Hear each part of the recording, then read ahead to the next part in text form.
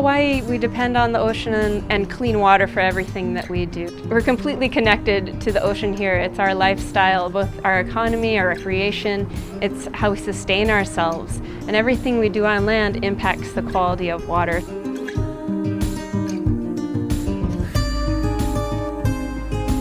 We're here today in Pohakea Watershed. We're here in this watershed because we're doing some important work in the area. We're improving and installing fire breaks here in this watershed. When the wildfires come through the area, we lose our vegetation covering that's helping to hold the soil onto the land.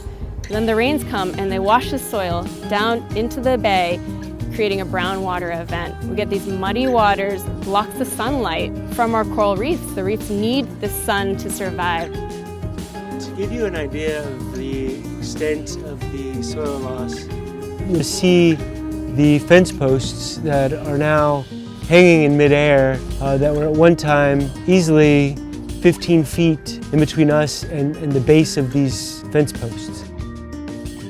So I spend a lot of my time in the fields on the water where I've seen a bunch of sediment build up.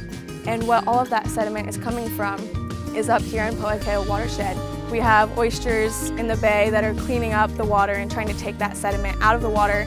But if we can start it at the source up here by planting vetiver and other plants that are going to hold down the soil here, that's really going to help out, take that weight and burden away from our coral reef animals that we all know and love and care about, then it will make it so much easier for them out there. We're starting with our first initial step up in the watershed.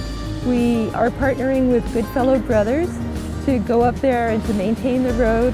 And we're also going to be trimming some of the shrubbery and some of the plants that are along the edges of the road.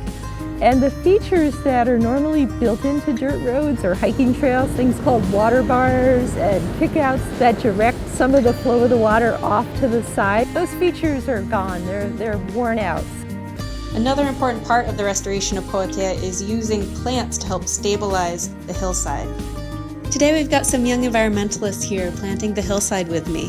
These roots grow several meters long and almost exclusively straight down. It's fire resistant, drought tolerant. I like it. Thanks for helping me, guys. This kind of stuff is fun. Yeah. Right? Can I have another one?